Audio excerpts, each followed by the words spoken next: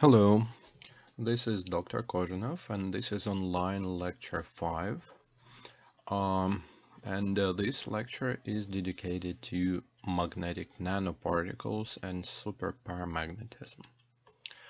As usual, I would like to remind that there are textbooks that I advise you to read. There are a couple of them, and out of those two, the topic of magnetic nanoparticles is um, nicely presented in Nicholas Paldin's textbook, and that would be chapter 12 in Nicholas Paldin's textbook on magnetic materials, Introduction to Magnetic Materials.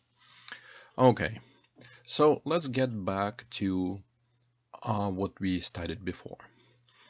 So there are a couple of things. First, we'll learn that there are magnetic domains, and that it is energetically favorable for an object not to be magnetized uniformly. We are talking about ferromagnets, not to be magnetized uniformly, but rather be split into the areas of different magnetization. And these areas are called domains. So they take certain space, and within the space, the magnetization is defined by exchange interaction. And if you talk about ferromagnetic materials, then there would be parallel magnetization alignment. Now the other thing that we learned is that there is if you have, I would call it domain walls. If you have magnetization, let's say in this area here and this area there, so we look into the boundary between two domains. One of them, in this case, is pointing down, the other one pointing up. Then transition between magnetization pointing down and pointing up is not happening at the atomic scale. Reason for that is that exchange interaction favors parallel magnetization alignment. And there is also anisotropy. So, and what happens is that there is a certain area between these two. And this area is called domain wall, and it has certain thickness. So now, if you go back to the previous lecture, these thicknesses can be calculated for the certain material, but the typical sizes, I would say that 10, 50 nanometer is a reasonable sizes for domain wall thicknesses. Okay, now imagine that we will do the following. We will start scaling down the system. When you scale down the system, then what is happening is that imagine that you take this piece of material and cut out a smaller piece of material like that. The domain sizes won't change much because domain sizes are defined, well, they are defined by the shape, but they're also defined by interaction between magnetic moments. And certain size of this material is taken by the domain walls. And within the domain walls, there is this gradual change of magnetization. Okay, so what does affect the magnetic properties of this material? So first, of course, there is a shape. Shape of the material defines the demagnetization field, demagnetizing field, and it also, as we call it, it introduces shape anisotropy. So the second part that really affects the magnetic properties, and this is something that is new. That new thing is the size. So in this lecture, we will talk about how the size of magnetic materials changes, affects their magnetization and affects their magnetic properties. So let's get back to our materials. So we start to reduce the size of magnetic material. So imagine we made it that small, and then again even smaller, and at a certain point your particle will become small enough so it would be it could fit, it could be formed by a single domain. So we will talk about that transition. So again, imagine that you have a particle and you made it like this small as this green circle. So this is the particle, and let me just draw a rectangle for simplicity. And you have two domains fit within this particle, domain number 1, domain number 2. As we learned, there is a certain distance between the two, so there should not be an abrupt transition. It is energetically not favorable, so there is a certain area that takes this transition. But now we are not talking about infinite material, so that there is infinite material on the left, infinite material on the right, and this domain wall. But now what we talk about is a finite size of the particle. So the typical sizes will be using D for that, D capital, for the size. And a reason for using D is these nanoparticles, as we will call them later, they mostly appear in the spherical geometry, and D stands for diameter, so that would be diameter of the particle. But these particles can be of various shapes, including rectangular, and we'll use D for characteristic dimension of the particle. Okay, so what happens when the size of the particle becomes comparable to delta? So what if D is approximately the same as delta? So when small particles approach, if you downsize a particle, and when you start to approach the sizes comparable to the domain wall width, then forming two domains will become energetically not favorable, and we will switch to a single domain particles. So what we can write is that basically small particles do not contain domain walls.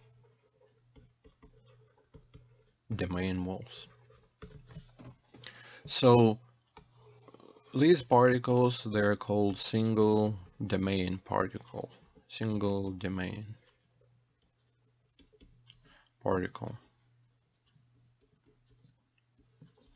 Yeah, so single domain particle, it does when we introduce domains, when we talk about particles that contain areas of various magnetization directions, so the orientation. So you have one area with magnetization pointing in one direction, and all magnetic moments are locked with exchange interaction and point in one direction.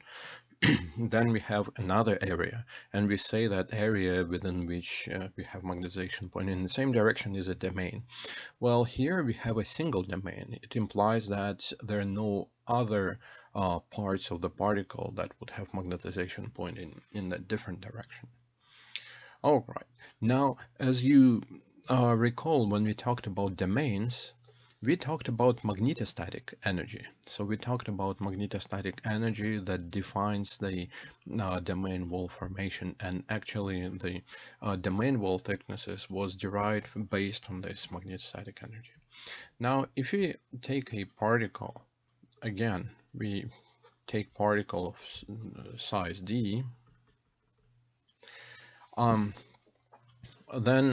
the domain wall magnetostatic energy for domain walls, if you go back, we looked at the surface energy, and the domain wall energy is proportional to the square of the dimension of the particle, of the typical size of the particle.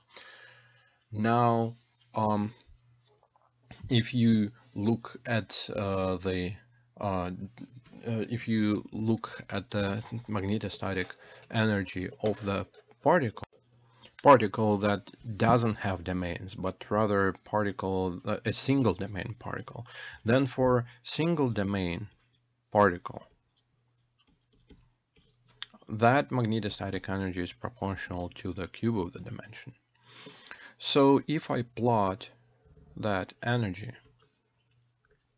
as a function of the characteristic size of the particle, and that would be the magnetostatic energy. Then the stability would be defined by these two. One would be growing as a square, other one would be growing as a cube. It's kind of a sketchy, but let me write them. So this would be a square, d square. This would be d cube. And if you trace those, then you will see that there is a certain characteristic size where these two intersect. So we would call it critical size, dc. And below this critical size, the d cube has lower energy, and the system would prefer to stay in a single domain state. Above that, d square is lower energy. So what it says is that as we shrink down magnetic material, then it is favorable for it to form domain walls and to form domains. But after a certain size, it's energetically favorable for the particle to follow the single, to have a single domain state. So this is a critical size, dc, as we denoted. And for spherical particles, that critical field can be written as, I'm not going to derive those here, but I encourage you to read more in the literature, let's say in the Nicholas Spalding book. So that would be AK over mu naught saturation magnetization square. So so that is a critical dimensions below which the particles would possess a single domain. So now you may recognize this part here. So A is exchange stiffness constant, K is the anisotropy constant, and we will relate why they're appearing here. It's about jumping a little bit ahead. Okay, now other thing is that you may notice it's a single domain state, which means that our magnetization within the particle points in one direction. It means that all of the magnetic moments, all of the atomic magnetic moments point in the same direction. It is small enough so that interaction between these particles are significant enough. And if we deal with ferromagnetic or ferrimagnetic material, or actually with antiferromagnetic material, all these magnetic moments point in the same direction because they're bound by exchange interaction, and it is pretty strong, as you remember. It is very strong interaction. So all of them point in the same direction. So what it means is that even if you do not apply magnetic field, the particle stays saturated. It always stays saturated. So when we apply magnetic field, we can magnetize this particle one way or another way, and it depends. We will talk again. There is an anisotropy involved. So what it means is that if I would plot, let me use what I used before. This very nice. If we plot a hysteresis curve for this, then the regular ferromagnet would have hysteresis curve, which might look like this, and it goes down, or it's kind of a little bit strange curve. But you see, this is the saturation magnetization, MS. And as we reduce field, it goes down. So what happens here from this point to that point is that our saturated material comes to lower magnetization by breaking into domains. So we might have something like that, or it might even come much lower magnetization because we form domains. Now in nanoparticles, even though they are made of, let me go back.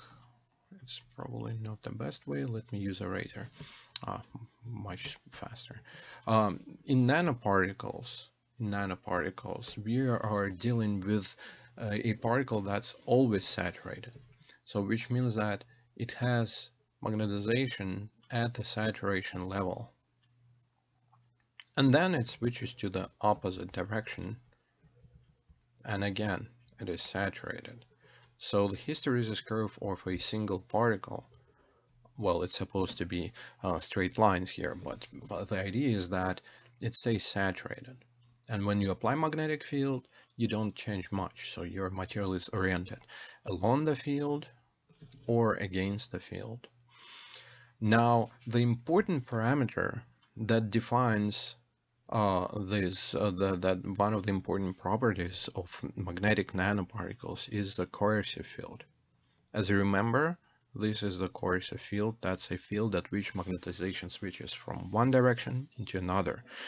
And while in materials with many domains, it's hard to define what coercive field is, because coercive field is, for example, if you have hysteresis curve that looks like this, well, you have saturated state, then it starts to break into the domains, and at a certain point, domains pointing along the field compensate domains pointing against the field, but it's still multi-domain state. In this case, there are no domains. So which means that the particle points in one direction. Let's say if field is pointing that way, then our particle is magnetized that way, and here field points into the left, let's say it's negative direction, and particle is completely magnetized along the field to the left. There is no intermediate states. And the switching, if you look at the dynamics of switching, which means that if you trace how it switches from here to there as a function of time, well, that would happen from this point to that point, but as magnetization rotates, it goes through many unstable states, which means that if you wait long enough, it will be either saturated one way or the other way. Okay, so now coercive field, let me write it, coercive field. So this is something that we discussed before, and this is a field that characterizes basically how much energy we need to put into the particle so it would flip its state. Okay, so and as we discussed, the particle can be magnetized only one way or another. Let's look at this coercive field in general.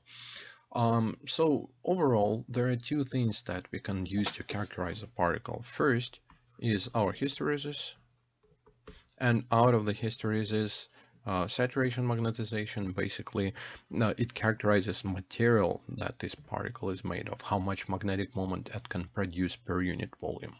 So that value is should be independent of the material. But the coercive field is the property that can be dependent on the shape and the size.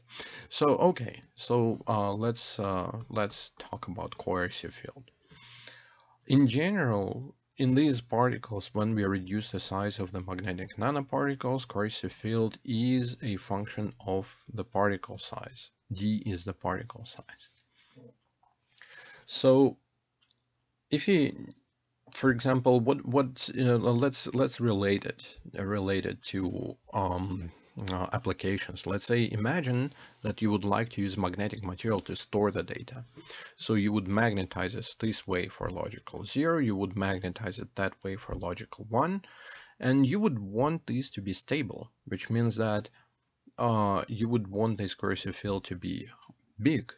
Wider the loop, let's say, let me use different color. If you have a loop like this, a very wide loop, what it means is that you need to put more energy, and that's you can express it through the field, but basically you need to put more energy to flip from this state to that. This is, let's say, logical 1, and this is logical 0. So higher the coercive field, more stable your information storage system is. At the same time, I'd say there is a reverse side of that. More stable the system is, more energy you need to spend to flip it from this point to from logical 0 to logical 1, which means that you need to spend more energy to write your information. And as usual, there is a trade-off between being stable and being energy efficient. So let's go back to us. So first of all, there are different applications, but in general, for stability, if we have higher, this is arrow up, higher, let me draw it correctly. If you have increased coercive field corresponds to more stable magnetization state. And of course, if we want energy efficient writing, we want this to be lower. Now for permanent magnet applications, the coercive fields of greater or equal to 100 Ersat would be great. So now you would have a nanoparticle that represents a permanent magnet. Now let's see what is this dependence of coercive field on the size of the nanoparticle. I would again use this. This is interesting. I would again use this. No, I apologize. So I was doing it this way. No. Okay. Let me just draw it real quick. It won't be as straight, but it would be faster. Okay. So experimentally it was found, and there is a theory that's advanced theory. I won't be stopping on that here, but if you plot the coercive field as a function of a nanoparticle, of a magnetic particle, as a function of logarithm d, and log means base 10. Let me write base 10. I shouldn't, but log implies that it is. Maybe not. So then you will see that it follows interesting curves. So first of all, here's somewhere 0. We don't know, it's a log scale, but it would go up. I should start drawing that in reverse and down. So let me put some numbers in there. It can reach 1000, and this is in Ørsted. There will be 100 somewhere here. And typical sizes, so this is about 10 nanometers. Here is 1 nanometer. Here is 1 micron in meters. So what is happening there is that as you reduce the size of magnetic material, this is micron. Just to give you a general idea, human hair, if this is human hair, then on average that would be 30-50 microns. So 10 times smaller than that. So if you're going down, what happens is that your coercivity increases. And at some point, it reaches maximum and then starts to decrease. And eventually, that decrease should actually approach 0. It should approach 0 coercive field. Now, there is a certain boundary somewhere here.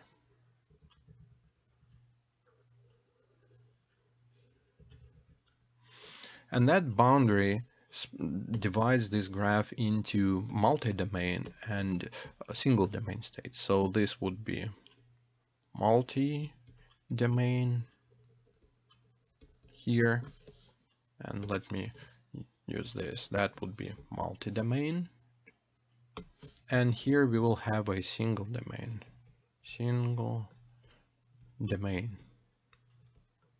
state.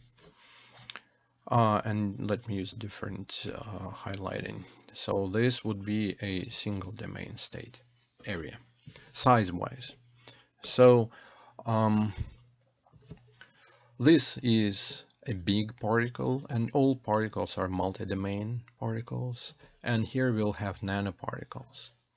Now, magnetization switching, how does it happen? In multi-domain particles, magnetizations happens in the following way. So let's go area number 1, something big, or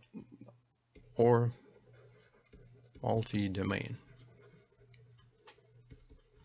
So multi-domain, what happens, imagine that you have two domains, one pointing up, one pointing down. As you already know, there is a domain wall in between with width of delta, and magnetization flips gradually. Somewhere here you have magnetic moment pointing to this direction, for example. Now when you apply magnetic field pointing up, this is H, pointing up, what happens is it applies torque to, it doesn't apply torque to this or that, it applies torque to the domain wall. And what happens is that this magnetization in the middle starts to flip in that direction. So what it would do is it would flip this magnetic moment, so it would align with this magnetization on the left. And what that would do is that it would move the main wall to the right, and it would move this boundary as well.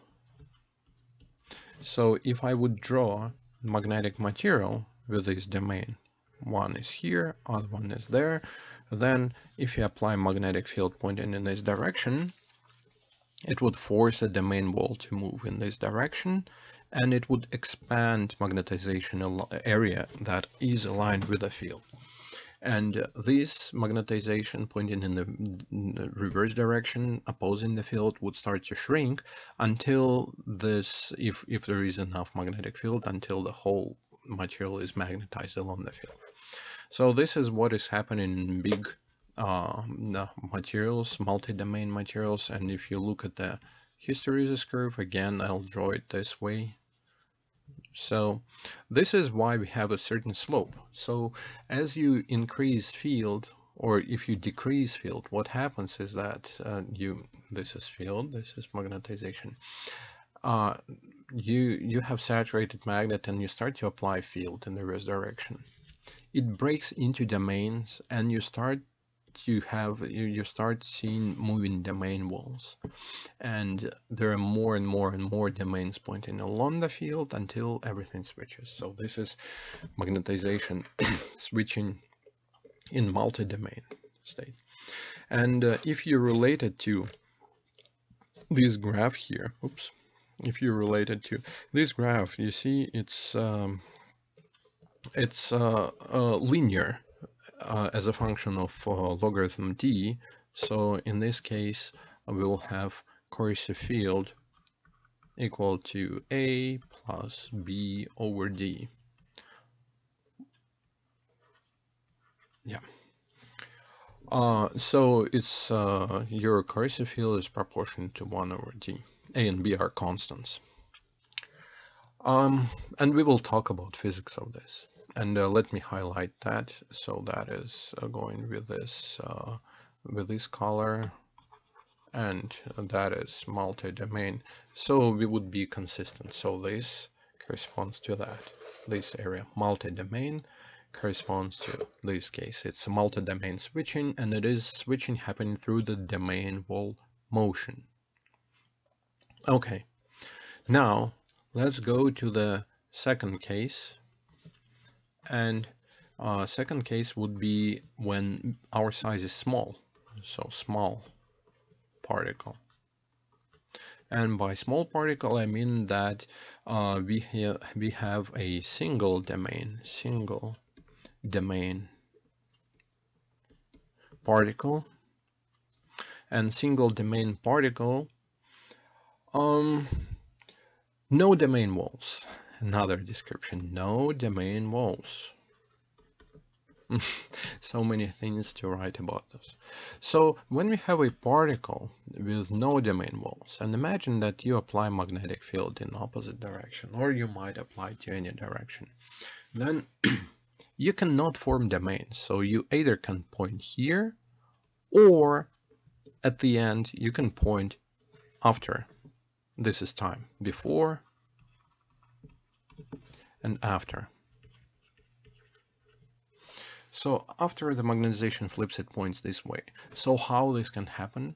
Well, one thing to remember is that this magnetic moment indicates a sum of all magnetic moments produced by all atoms in this particle.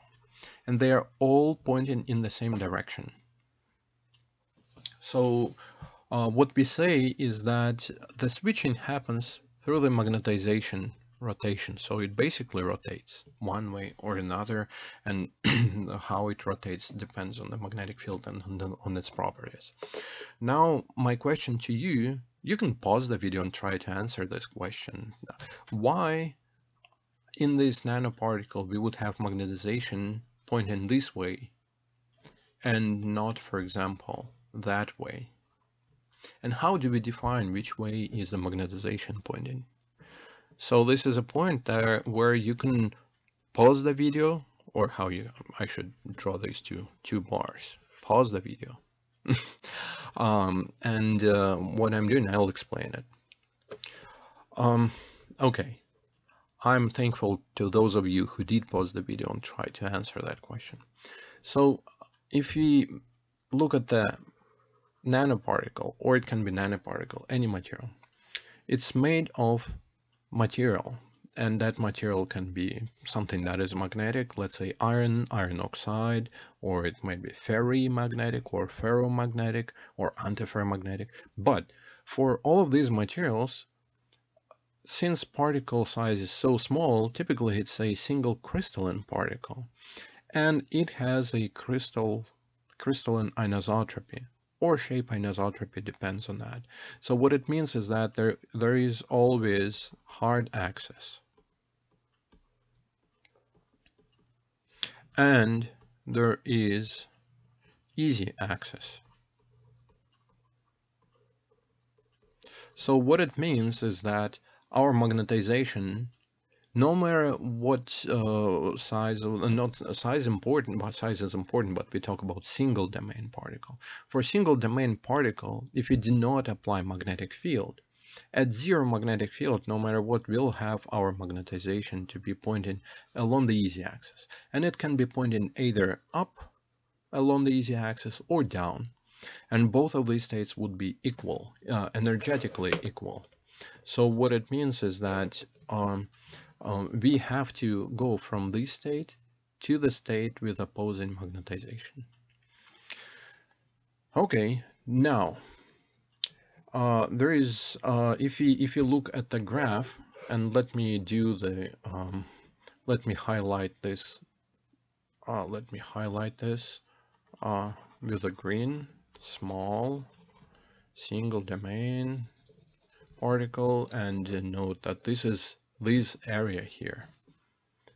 This is the area below the critical size. By the way, what I didn't write, that there is this is our D critical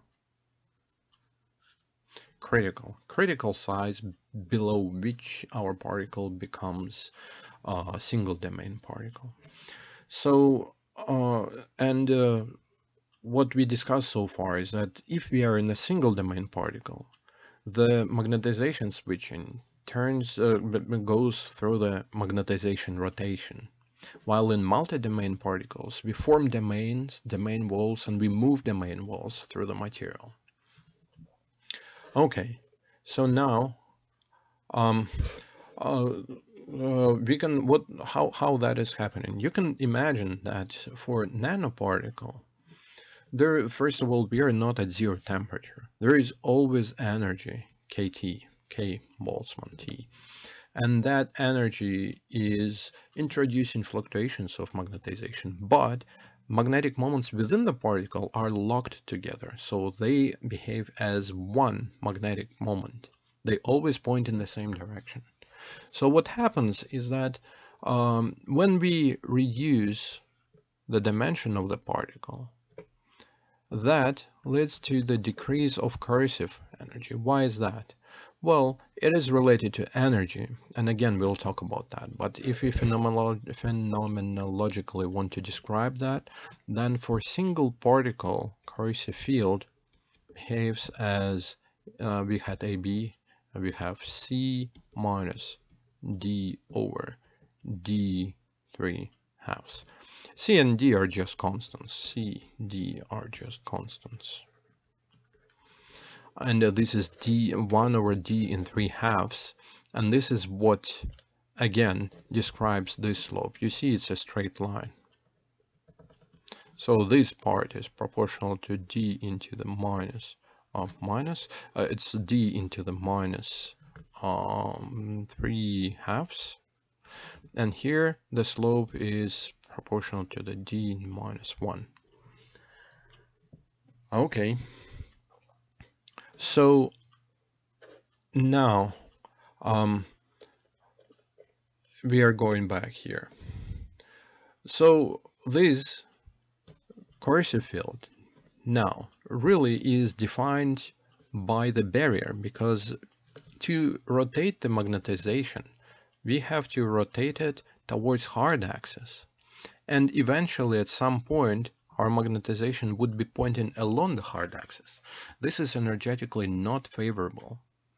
So, and besides that, what we can have a magnetic nanoparticle that has certain shape, that is not spherical. And in this case, there will be a crystalline anisotropy.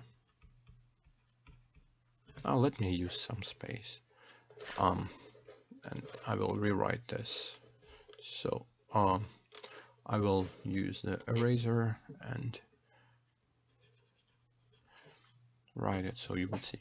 Okay, so for particles of arbitrary shape, the important part would be defined, the coercive field would be defined by first shape anisotropy, and second crystalline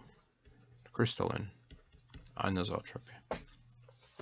So you can go back to the lecture on anisotropy, we discussed both, but in general, if you have a particle that has certain easy axis and hard axis, and in these cases it's likely to have a easy axis and hard axis, then these two anisotropies would define how much energy we need to supply to switch magnetization from one direction into another direction. And since we cannot form domains, we cannot form domain walls, that is responsible for the fact that when we reduce the size, we need more energy to switch it, because we transition to the single domain particles, and in this case we have to overcome the barrier to align magnetization from easy axis to hard axis. But then we are going down, and that going down has to do with the KT, because besides we supply energy with magnetic field, no, not coercive, magnetic field, but at the same time we can get help from thermal energy. And as our energy barrier becomes smaller and smaller, thermal energy helps more and more, and that results in reduce of coercive field with the size. Okay. Now, if you look at iron particles, let's say iron particle,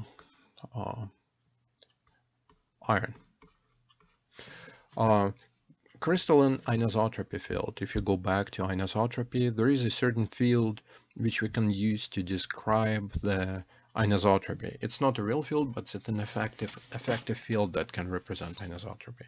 The anisotropy field for iron can be calculated to Ku uniaxial anisotropy over Ms. This is anisotropy constant, saturation, magnetization, and we will substitute these two 4.8 times 10 to the 5th anisotropy constant. For you, I would ask you to recall what are the units of K. And over MS, MS 1714, that's in Ørsted, and we are in CGS units. So that would be equal to 560 Ørsted, CGS. And if you recalculate it to SI units, 45 kiloamp per meter SI units. So it is a field that it has a reasonable value. Now this is for iron. And anisotropy field that leads to, that affects the magnetization, that affects the coercivity, is a defining factor here. Now, of course, you can take the shape into account, shape. And if you would like to take shape into account, then basically you should have take the geometry, demagnetizing factors, and this coercivity based on the shape would be Na minus and Cm saturation magnetization, where Na would be along this direction and NC is easy axis. This is hard axis. Okay, so now this is a general description. Now let's take a very short break and look at some images that I have for you. So first of all, these images are not coming from my lab, and this is the citation. So it is a paper by these authors published in the journal Ferroelectrics. So what we'll do, I will copy it so you would have it right here, just in case. So first image is actual image of magnetic nanoparticles. So these are iron 304 nanoparticles, iron 304 magnetite nanoparticles. And you can see the scale, it's 50 nanometers here. So if you take this scale bar from here to there and move from here to there, you will count 1, 2, 3, 4, 5, 6, 7, around 7 to 10 particles, more like 7 or so. So the size of the particle from this, you can imagine that's probably 5 to 10 nanometers in size. So the typical particle sizes are around, well, let's say 10 particles, that would be 5. But I would say 5, 10 nanometers, because some of them bigger, some of them are smaller. Now, these are the particles, and this image is obtained by transmission electron microscopy. So you take a very thin film, shoot electrons through the film, and analyze the electrons, how they deflect by this film. Now, if you zoom in one of those particles and look them closer, then this is how it would look like. Let me actually scroll down and move it down here. This is how it will look like. First of all, there are a couple of things to note. First is as always, it's always good to note the scale. This is the scale, 5 nanometers. So this is 5 nanometers, and across 5 nanometers, that's about that much. You can see these individual dots here, white dots, etc. So these are actual atoms. So this is iron oxide. So I have iron and oxygen, but this is atomic resolution of this nanoparticle, and you can see the crystal lattice out of it. More than that, if you remember when you picture a crystal, when someone tells you a crystal, or if you ask someone who is not physics related, draw me a crystal, then when you draw a crystal, there would be something faceted, right? Something something like that, or maybe something different, but so it should be faceted, because when crystal grows, what happens is that the lattice replicates itself, and basically at the end you'll have the crystal shaped mimicking the crystal lattice. So same here, you can see this is a crystal lattice, but you also can see that the crystal itself has certain shape, it has facets, right? So it's not ideal sphere, but it has certain shape of it. And this is another crystal sitting right next door to it. Uh, Okay, so these nanoparticles, it's not just theory, they exist there, and there are many applications for nanoparticles in general.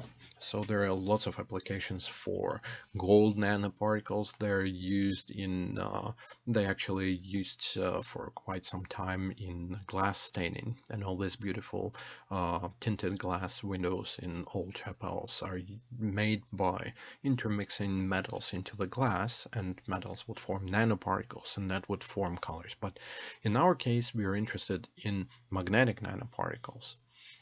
Okay, so this is a crystal structure. Now, of course, as we discussed, let's go back. Was just to dilute the formulas. There is easy and hard access, and they're aligned. They're locked to the crystal lattice, crystal anisotropy. So, if you'll take a hysteresis curve, H, M, then along the easy axis, if you measure it along the easy axis, it would be that square hysteresis. Very, very square. Because our magnetization would want to stay saturated in one direction until it flips. Flipping happens very fast. Now, if we measure the same particle along, and this is along easy axis, easy. And you have seen the very similar curves, but it's important to understand that in this case, it is a hysteresis curve for a single nanoparticle. Now, if we plot it along hard axis, that would be classical hard axis behavior. That would be a single line. The magnetization wouldn't want to be a line along the hard axis. So when you apply field along hard axis, you would tilt magnetization off equilibrium point, and you would tilt it until it aligns with the field. As soon as you reduce the field, it would want to go back. It would want to go to zero along the hard axis direction because it would be aligned along the easy axis direction.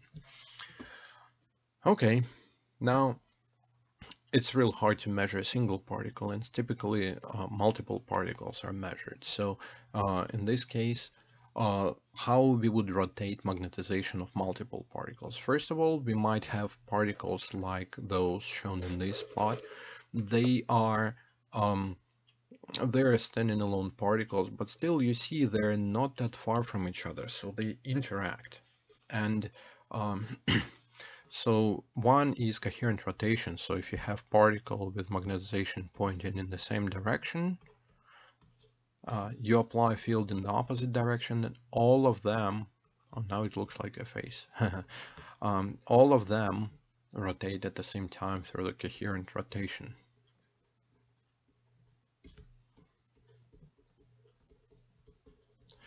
The other possibility is that, well, it's not a possibility, but actually when you put two particles together, they are typically, they're very, very small, they're free to move. So what's happening if you have one particle pointing in this direction and the other particle right next to it, there is interaction force between the two.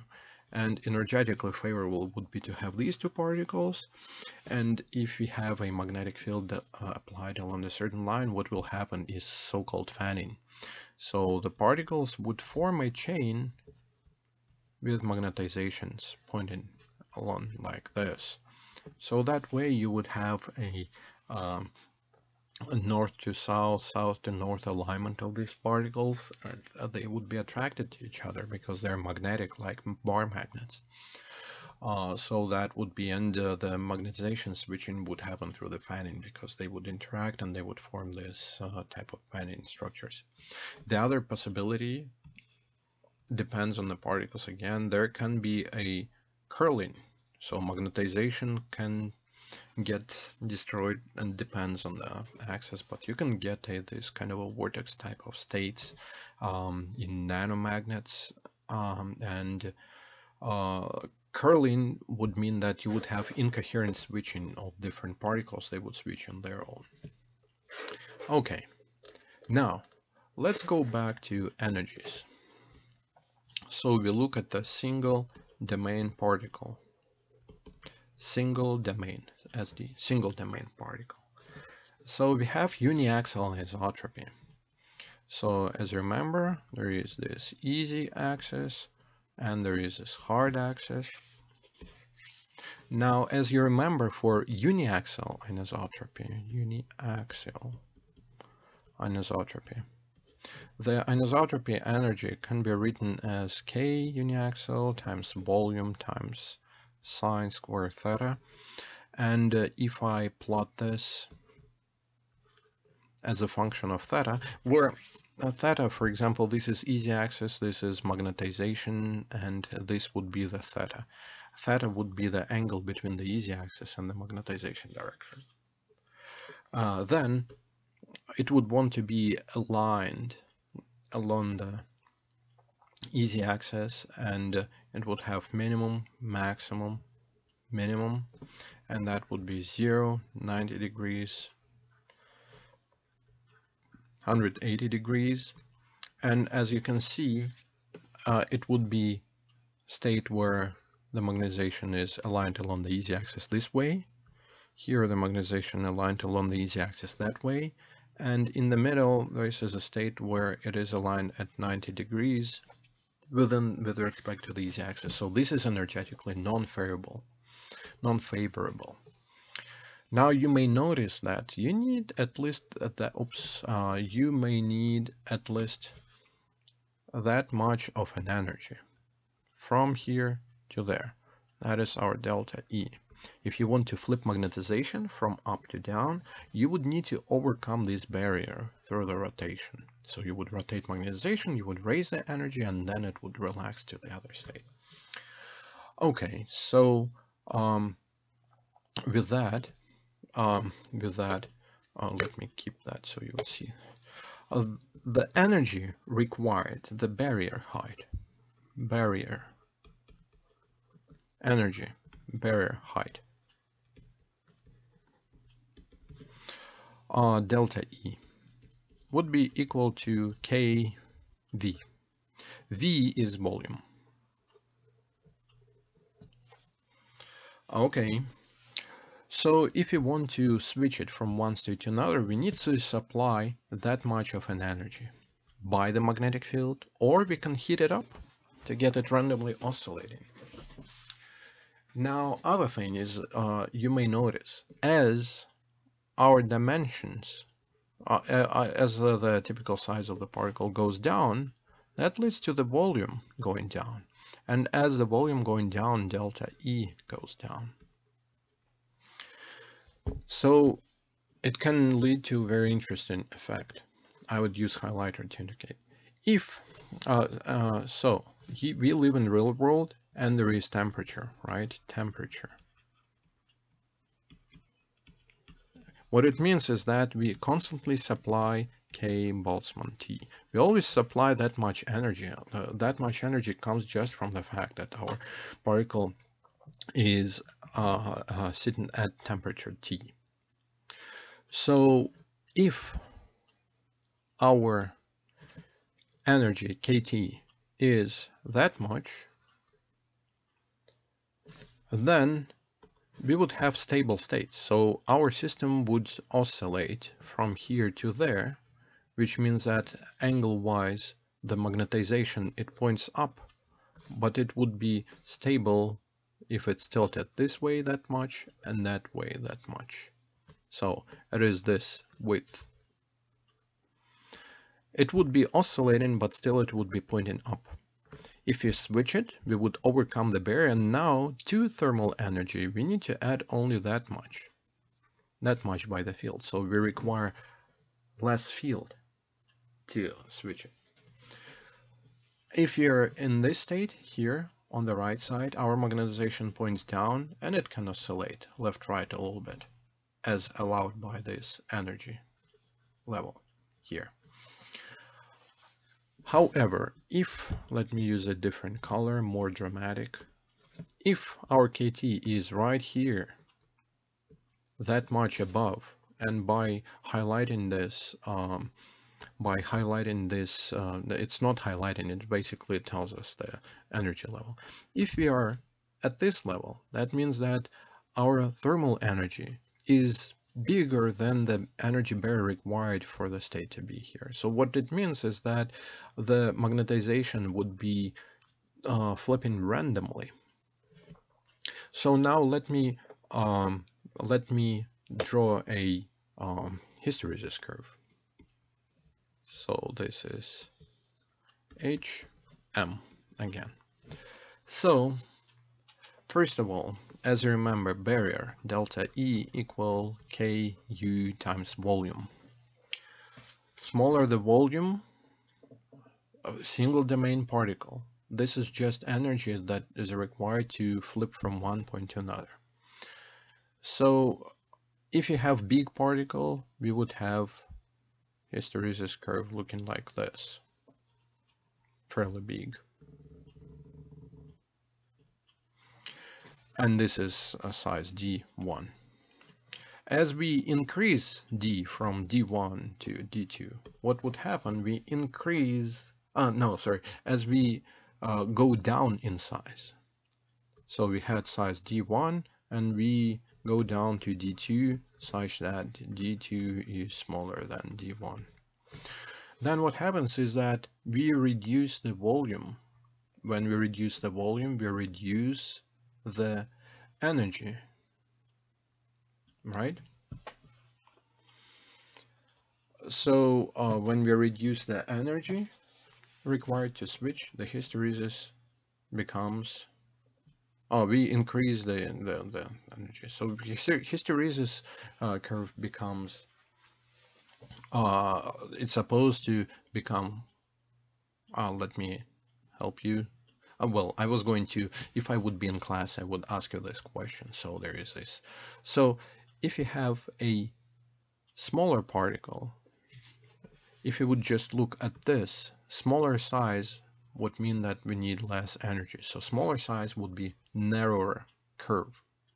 So coercive field would be smaller, right? And if you go back to this side, this picture here, so as we decrease the size, at a certain point we start to go down. So the size becomes smaller, the energy required to switch it becomes smaller. Besides the energy, there is also a very important part. There is also a thermal effect. So let me scroll to where we were. So for a given temperature, as we reduce the size, less and less energy required. So when we jump to the point where this energy barrier becomes too small, because we reduce the size, we reduce the volume, energy barrier goes down for a given temperature, or we can reach the same effect by raising the temperature. Then thermal energy becomes too big, and we have a case where we have particles with a randomly oscillating magnetization. And in this case, let me use different color. And in this case, the magnetization, the hysteresis would look like this. So first of all, it will lose its hysteresis. And if I scroll back here, this is what is happening on this plot. So as we reduce the size, first, we go from multi-domain state to single domain state, and we cannot relax energy by forming domain walls. And that means that we have to overcome the anisotropy and flip the spin through the spin rotation. And that results in an increase of coercive field. Then, as we continue to decrease the size, the volume of the particle goes down, and volume going down means that the energy barrier between spin up and spin down states becomes smaller as compared to KT.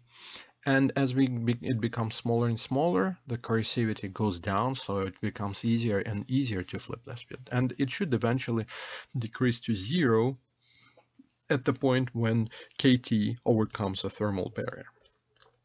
So what happens is the following. So we would have hysteresis curve looking like this. So this is a small particle. Now let me look at this. First of all, the situation where we have magnetization randomly oscillating should remind you of another type of magnet. And this is another point where I would tell you pause the video and reply to that. So what type of material has hysteresis curve that looks like a straight line, and that's a different type of magnetic material. Okay, so I hope that you did pause video here and we go forward. So we are going forward with the video. That's supposed to be a triangle. So as you remember, randomly fluctuating magnetic moments is occurring in paramagnets. In paramagnets, the interaction between magnetic moments is very, very small, very weak, and thermal fluctuations overcome. Thermal energy is much bigger than this interaction, and you have magnetic material with randomly fluctuating magnetic moments. So what it means is that maybe we have, when we reduce the size of the particle, maybe we go to the paramagnetic state. Okay, let's check one thing. So let's take iron particle that has diameter of 50 nanometers, spherical particle. That iron particle has that many atoms. So magnetic moment, M, magnetic moment, is magnetization, it's always saturated, so we take saturation magnetization times volume, and that would be that many atoms times 2.2 Bohr magneton per atom. This is B. So that would mean that it's approximately 12,000 Bohr magnetons. Now, this is huge, because if you take paramagnet, then in paramagnets, you would have magnetic moments of a paramagnet of a few Bohr magnetons. So this is a difference. So we have two systems, one of which is, both of which are randomly fluctuating as a function of time. So they are randomly fluctuating magnetic moments. Now the difference is that in paramagnet, you have randomly fluctuating atomic magnets, and they have very, very small magnetic moments.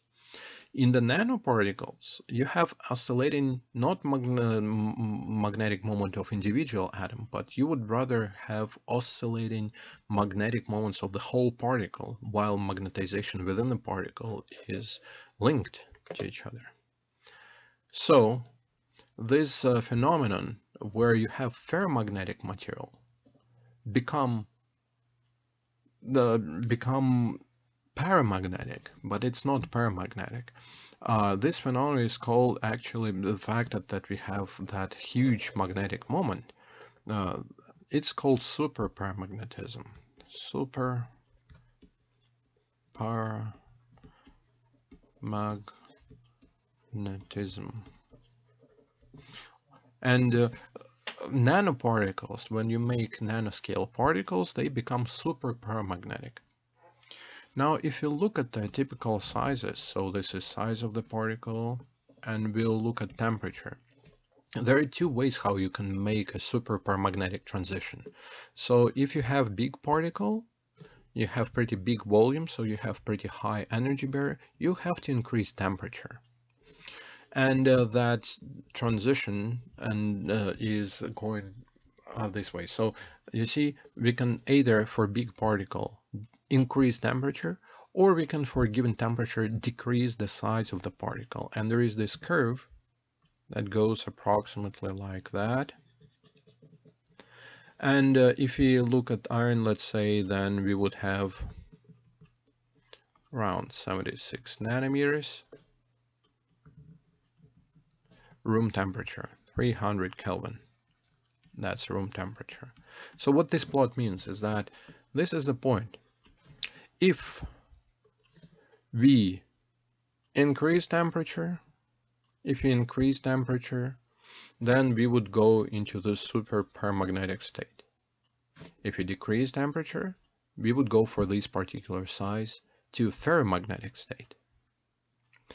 The difference is that in ferromagnetic state, magnetic moments are not oscillating randomly. Now, if for this size we increase size, then we would go to ferromagnetic state. If we decrease the size, then we would go into the superparamagnetic state. Again, there is an energy barrier between spin up and spin down. And this energy barrier, delta E, goes up if size of the particle goes up. At the same time, we can, there's a delta E is the energy required to go from spin up to spin down. At the same time, we can overcome this barrier by with help of thermal energy. And for any given size, there is this superparamagnetic transition. Okay, so the temperature, the typical temperature at which we are going from superparamagnet to ferromagnet is called a blocking temperature. Blocking temperature. So what it means is that either we have blocked magnetization blocked to the easy axis, or we have randomly oscillating magnetization. So for temperature below blocking temperature, we have ferromagnetic state, and we have magnetization blocked. For temperature above blocking temperature, we have superparamagnetic state, and magnetization oscillates randomly. So now the other point that I would like to make is the following. We can describe the behavior. So you have this particle. It's not that if it sits at temperatures below blocking temperature, it would be blocked. Well, the blocked implies that it still can flip, but the question is that what would be the average time to flip? So the average time to flip, tau, can be described as exponential function of energy barrier over kT. kT, this is Boltzmann K. So which means that it's not that it is an exponential function. So if you plot it, tau, as a function of temperature, you see it's exponential function, which means that, this might be the blocking temperature here, T blocking. So blocking temperature depends on the particle, depends on the size, but at the same time, it gives us a clue about stability, which means that, and tau naught is a constant, that's 10 to the minus 9 through 10 to the minus 12 seconds. So it means that if you're below the blocking temperature, then the time between spin flip, between the magnetization flipping, will be big. Let's say if you take cobalt 68 angstrom particle, angstrom, that's 6.8 nanometers, 68 angstrom particles, then average time between flipping would be approximately equal to 0.1 seconds. That's at room temperature. Now, if you take the same cobalt 90 angstrom particle, 90 is 9 nanometers, then this tau would be, I have that number there, 3.2 times 10 to the 9th. Oops, I used the scroll bar. Let me get back, and let me write it here. So tau would be 3.2 times 10 to the 9th seconds. Huge. So that's 100 years. So you see the difference. As you make the particle bigger, you um, or as you, for example, lower down the temperature, you go into this exponential growth of total time between flips. So this is sometimes called relaxation time.